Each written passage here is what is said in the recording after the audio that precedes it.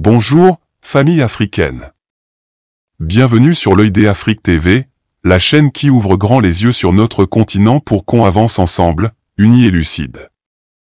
Aujourd'hui, le 30 octobre 2025, on plonge au cœur d'un séisme politique qui ébranle non seulement la Côte d'Ivoire, mais toute l'Afrique. Imaginez, les élections présidentielles du 25 octobre viennent d'être annulées par les Nations Unies. Oui, vous avez bien entendu. Annulées. Suite à un rapport accablant de la mission internationale d'observation. Alassane Ouattara, réélu pour un 4e mandat dans ce qu'on appelait déjà un scrutin controversé, voit sa victoire balayée d'un revers de plume onusien. Mais derrière cette décision sans précédent, qu'est ce qui se cache vraiment? Des manipulations politiques ourdies dans l'ombre? Des violations constitutionnelles flagrantes?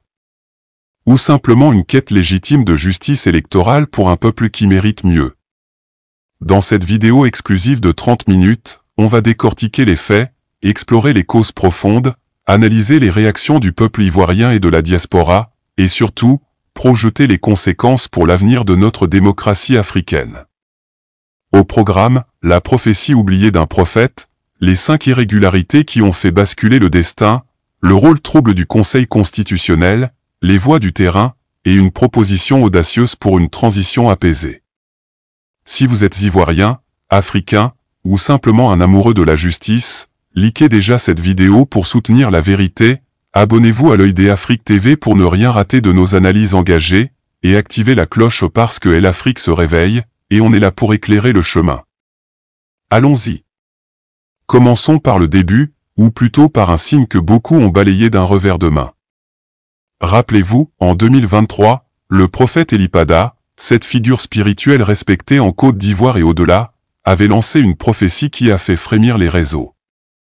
Devant des milliers de fidèles à Yamoussoukro, il avait déclaré « Le lion qui rugit trop fort trébuchera sur sa propre queue avant la fin du cycle lunaire de l'éléphant ». Poétique, n'est-ce pas? Mais décryptons, le lion pour Ouattara, l'éléphant pour les élections d'octobre 2025, et le trébuchet? Eh bien, regardez où on en est aujourd'hui. Ce n'était pas une malédiction, mais un avertissement, ignorez les signes du peuple, et le ciel lui-même interviendra. Elipada parlait de divisions internes, de voix étouffées, et d'une justice divine qui dépasse les palais. Ignorée par les élites des Abidjan, cette prophétie résonne maintenant comme un écho prophétique. Mais est-ce du mysticisme ou un miroir de la réalité politique? Chez l'Œil des Afrique, on creuse, des sources proches de la communauté spirituelle ivoirienne nous confirment que des milliers de citoyens, de Bouaké à San Pedro, ont vu dans ces mots un appel à la vigilance. Et vous, qu'en pensez-vous? Cette annulation, coïncidence ou destin? Dites-le en commentaire ci-dessous ou on lit tout. Passons maintenant aux faits concrets. Ce qui a poussé l'ONU à frapper du poing sur la table, ce sont des irrégularités si massives qu'elles défient l'imagination. La mission d'observation internationale, menée par l'ONU en partenariat avec l'Union africaine et la CEDEAO, n'a pas mâché ces mots. Le rapport de 150 pages, publié le 28 octobre, dresse un tableau accablant. Voici les 5 irrégularités majeures qui ont conduit à cette annulation historique. Prenez note, famille, c'est du lourd. Numéro 1, fraude massive sur les listes électorales. Selon le rapport, plus de 800 000 inscriptions fantômes ont été détectées dans les régions du Nord et du Centre. Des doublons, des mineurs votants, et même des résurrections de défunts. Imaginez, à Korogo, des électeurs revenus d'entre les morts pour gonfler les scores. L'ONU cite des preuves numériques irréfutables, issues de croisements de bases de données biométriques. Numéro 2, intimidation et violence préélectorale. Des incidents documentés dans 12 circonscriptions, avec des opposants comme Tidjane Thiam ou Pascal Affi N'Guessan voyant leurs meetings dispersés par des forces pro-gouvernementales. Le rapport recense 47 cas de harcèlement, sans poursuite judiciaire. Ce n'est pas de la politique, c'est de la répression et ça viole l'article 64 de la Constitution ivoirienne sur la liberté d'expression. Numéro 3, manipulation des bulletins et du dépouillement. Ici, c'est le scandale. 25% des bureaux de vote à Abidjan et à Bingourou ont rapporté des écarts de 15% entre les bulletins comptés et les procès-verbaux officiels. Des vidéos virales sur les réseaux montrent des bourrages d'urnes en direct. L'ONU a validé ces preuves via des experts indépendants. Numéro 4. Exclusion arbitraire de candidats. 3 figures de l'opposition ont été écartées pour des motifs techniques jugés bidons par les observateurs, manque de parrainage falsifié ou retards administratifs sélectifs. Résultat ? Un scrutin biaisé dès le départ, privant 40% des électeurs de choix réels. Et numéro 5, le clou du spectacle, cyberattaque et ingérence étrangère suspecte. Des hacks sur le système de transmission des résultats, tracés jusqu'à des serveurs offshore. L'ONU pointe du doigt des acteurs non étatiques, peut-être des lobbies miniers protégeant leurs intérêts dans le cacao et l'or ivoirien. Ces 5 points ne sont pas des rumeurs, ils sont étayés par 200 témoignages, 50 audits techniques, et des données croisées avec des ONG comme Human Rights Watch.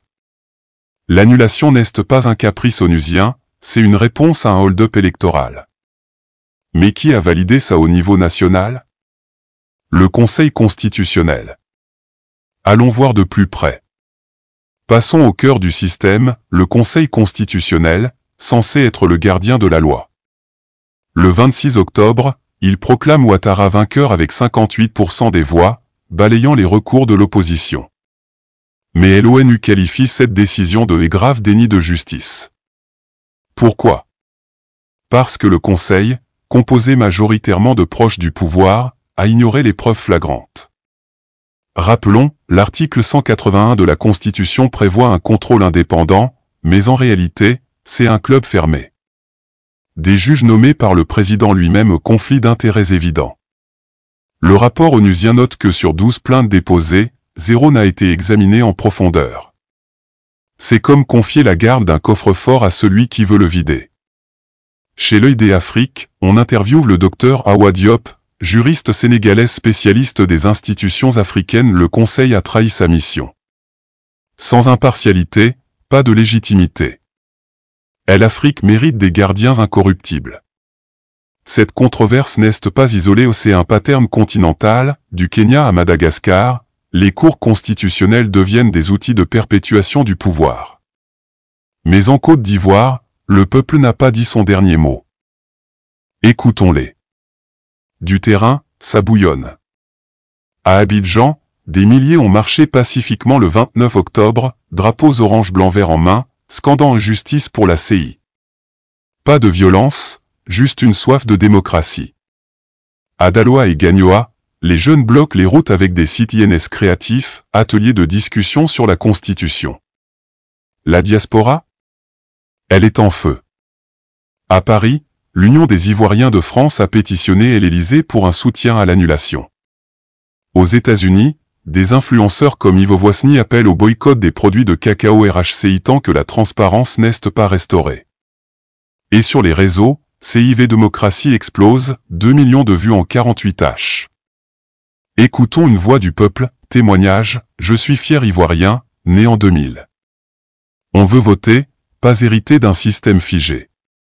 L'ONU a raison, recommençons à zéro. Ces réactions montrent la maturité du peuple ivoirien, pas de chaos, mais un cri pour le changement. Et si on capitalisait là-dessus pour une transition? C'est notre proposition suivante. Face à ce vide, l'Œil des Afriques propose une transition inclusive, pas une punition. Étape 1, un gouvernement d'union nationale provisoire, avec quota pour l'opposition, la société civile et la jeunesse 6 mois max. Étape 2, réforme électorale totale, biométrie obligatoire, liste nettoyée par des auditeurs indépendants. Étape 3, dialogue national sous égide du ONU, pour amender la Constitution et limiter les mandats à 2, point final. Étape 4, élection partielle en mars 2026, supervisée par des observateurs panafricains. Et étape 5, investissement dans l'éducation civique, pour que chaque Ivoirien devienne un gardien de la démocratie. Ce n'est pas un rêve, c'est du concret, inspiré des transitions réussies au Sénégal en 2012 ou en Gambie en 2017. Ouattara a ses mérites, mais l'Afrique évolue, le pouvoir n'est pas un droit divin, c'est un service temporaire. Famille, cette annulation n'est pas une fin, mais un nouveau départ pour la Côte d'Ivoire et l'Afrique. La prophétie d'Elipada nous rappelle, écoutez le peuple, ou le destin frappe. Merci d'avoir regardé cette analyse exclusive de l'Œil d'Afrique TV. Likez si vous soutenez la justice électorale, commentez votre vision pour la CI, partagez pour alerter le continent, et abonnez-vous pour plus d'yeux ouverts sur nos luttes communes.